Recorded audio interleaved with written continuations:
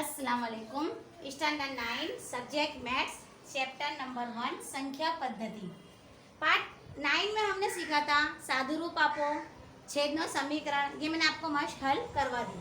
अब हम सीखेंगे जाब्ते के धन वास्तविक संख्याओं माटेना धातकना नियमों। तो हम ये यानी कि उर्दू में इसको हम बोलेंगे कि जुफ्त हकीकी अदद के लिए जुफ्त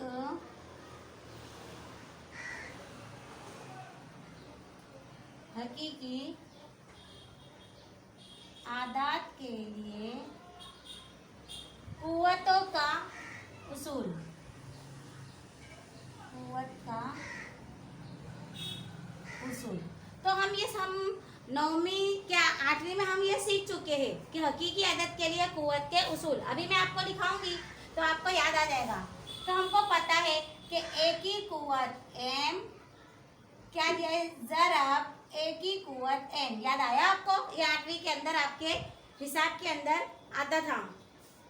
तो ए ज़रब का हमको याद है कि ज़रब का अगर नियम होता है उसूल होता है तो हम उसमें क्या करते हैं जमा करते हैं। तो मैं क्या करूँगी तो ए लाऊंगी m जमा क्या आ जाएगा n। तो कुव्वत इसकी m और n है तो ज़रब का उसूल है तो हम क्या करेंगे जमा का उसूल करेंगे। अब हम देखेंगे दूसरा इसका ज़ाब्ता ए की कुव्वत m और a की कुव्वत n। तो हम इसका करते थे क्या करते थे कि a लिया नफी n क्योंकि बटे में हो तो हम उसको हम तकसीम का उसूल लगाते। लेकिन ये कब होगा कि जब m क्या होगा बड़ा होगा किससे n से। लेकिन अगर कुव्वत के अंदर n छोटा है m छोटा है और n बड़ा होगा तो उसका उसूल हम किस तरह बनाएंगे a की कुव्वत m बटे a की कुव्वत n बराबर में क्या करूंगी 1/n माइनस क्या करूंगी m क्योंकि यहाँ पर मेरा जो m है वो किससे छोटा है n से। n क्या होगा मेरा बड़ा होगा। ये मेरा हुआ दूसरा उसूल। उसूल मेरे को 5-5 बार लिखने हैं नोट में और उसे याद करना है। इसके बाद हम तीसरा उसूल करेंगे।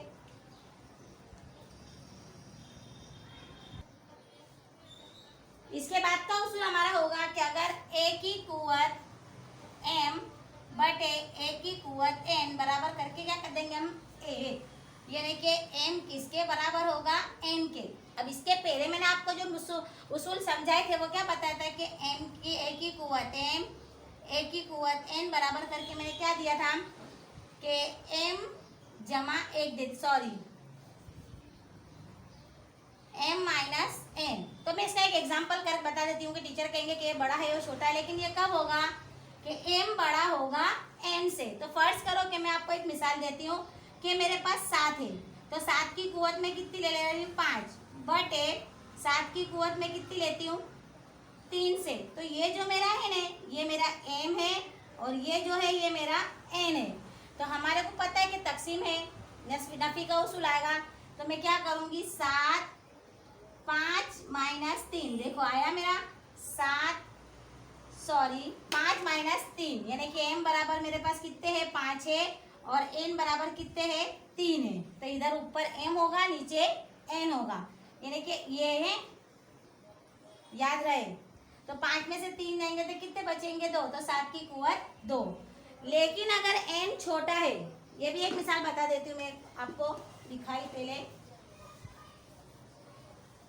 कि ये भी मैंने आपको लिखाया कि a की कुव्वत m बटे a की कुव्वत n ज़ाब्ता वही है।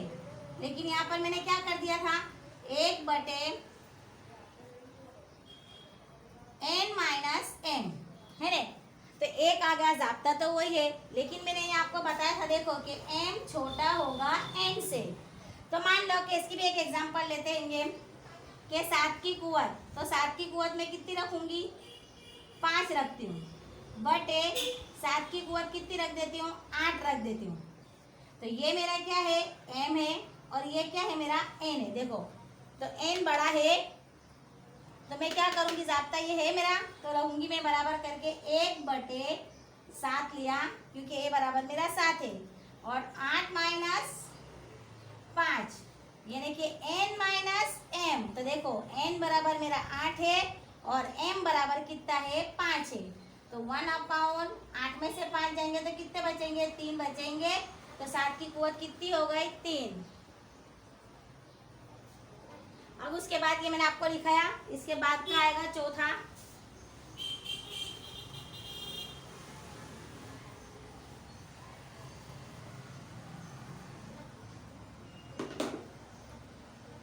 अब आएगा तीसरा, ये दूसरे के थे 3, अब आएगा तीसरा। तो ए की कुव्वत m और उसकी कुव्वत n। तो कुव्वत के उसूल के अंदर हम क्या करते हैं, ज़रब करते हैं कुव्वत की। तो a और m ज़रब n।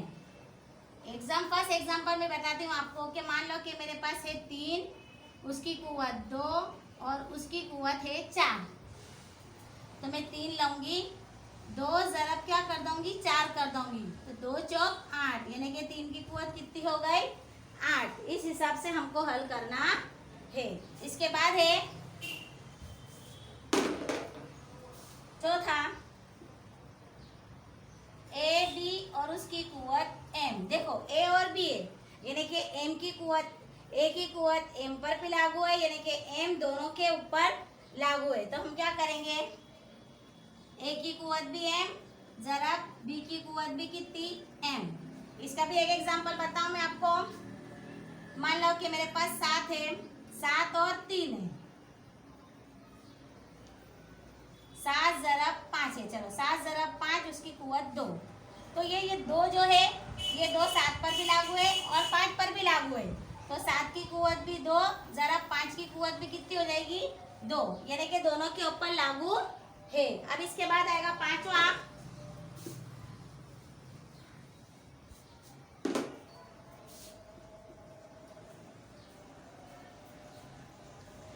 आएगा मेरा a की कुव्वत a बटे b, उसकी कुव्वत m। तो यानी कि a के ऊपर भी लागू है, a की कुव्वत भी m और b की कुव्वत भी m। एग्जाम्पल के तौर पर 7 बटे 2, उसकी कुव्वत 4। तो यानी कि 7 की कुव्वत भी 4 और 2 की कुव्वत भी 4। यह आपको हिसाब अपने को हल करने हैं। इसके ऊपर से ज़ाब्ते हमको कितनी बार लिखने हैं, 5 बार लिखना है। ज़ाब्तों को लिखकर हमको 5 बार उसको लिखना है और याद करना है।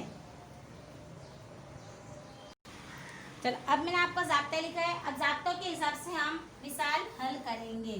तो हमारी पहली मिसाल है, क्या है मिसाल हमारी, के 2 की कुव्वत 2 बटे 3, यह हमारी मिसाल है। ज़रब 2 की कुव्वत कितनी लेंगे हम, 1 बटे 3। हमको याद है कि ज़रब के उसूल में हम क्या लगाएंगे, जमा करेंगे। तो मेरे पास 2 है, तो 2 बटे 3 जमा 1 बटे 3 हमारा ज़ाब्ता था ना। ये a की कुव्वत m ज़रब a की कुव्वत n। तो हम क्या करते थे, m जमा n। तो ये मैंने ज़ाब्ता लिया। अब इसके अंदर छेद सेम है, तो 2 में 1 मिलाऊंगी तो कितने हो जाएंगे, 3। और ये दोनों छेद सेम है, तो 3 का 3, तो 3 एका 3, यानी कि 2 की कुव्वत कितनी आई, 1 बराबर 2 एका 2। पड़ी समझ कि मैंने ज़रब का उसूल होता है तो हमको क्या करना है, जमा करनी है। लेकिन किसकी जमा करनी है, कुव्वत की। देखो मैंने पहले हेडिंग डाली है, कुव्वत का उसूल। तो असास मेरे पास यक्सा है, तो देखो 2 एक बार लिखा, मेरे पास कुव्वत है 2 बटे 3 जमा 1 बटे 3। दोनों नीचे छेद सरके है, इसलिए मैंने चौकड़ी गुणाकार नहीं किया।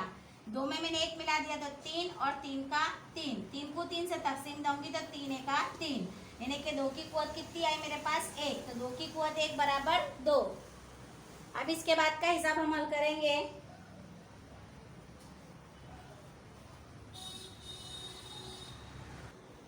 चलो इसके बाद का हम मिसाल हल करेंगे कि 3, उसकी कुव्वत कितनी है, 1 बटे 3 और पूरे काउंस की कुव्वत कितनी है, 4।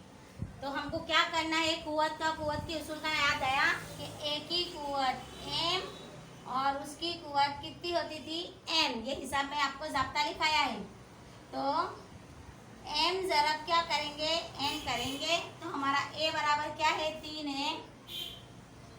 तो 1 बटे 3 ज़रब क्या करेंगे, 4। तो 4 एका 4, तो 3 की कुव्वत कितनी आएगी, 4 बटे 3, ये मेरा जवाब आ गया। अब इसके बाद देखेंगे हम, ये जितनी भी मिसालें हैं ये आपको नोटबुक में लिखनी है। इसके बाद तीसरा है कि 7 की कुव्वत 1/5 बटे 7 की कुव्वत 1/3 तकसीम का उसूल आ गया मेरे पास। याद आया तकसीम का उसूल? मैंने दिया है a की कुव्वत m बटे a की कुव्वत n। तो हम सबसे पहले देखेंगे कि m बड़ा है कि n से, तो m बड़ा है यहाँ पर, तो हम क्या करेंगे, नो टेंशन, 7 का 7 1/5 तकसीम के उसूल में क्या लगता है, नफी लगती है। मैंने आपको बताया था m माइनस n। तो देखो m बराबर मेरा 1/5 है, नफी 1/3। अब यहाँ पर क्या आ गया, छेद मेरे कैसे हो गए, अलग अलग हो गए। तो मैं क्या करूंगी, तो 7 का 7, तो मैं क्या करूंगी, 5 एका 5 या 3 एका 3 तकसीम दूंगी मैं, 3 एका 3 माइनस का माइनस, 5 एका 5 ने 5 दिए कितने हो जाएंगे, 15 होंगे। तो 3 में से 5 जाएंगे तो 7 की कुव्वत -2 आई और 15 का 15, तो 7 की कुव्वत -2/15 ये मेरा हो गया जवाब। क्यों मैंने यहाँ, इससे पहले मैंने आपको जमा में जो करवाया था उसके अंदर छेद यकसा थे, इसलिए मैंने चौकड़ी गुणाकार नहीं किया। लेकिन यहाँ पर छेद अलग अलग है इसलिए मैंने चौकड़ी गुणाकार किया। तो 3 एका 3, 5 एका 5 और 5 तिये 15। तो 3 में से 5 जाएंगे तो -2 बचेंगे और ये 7 का 7, ये 15 का 15। अब इसके बाद का हम देखेंगे हल, चौथा।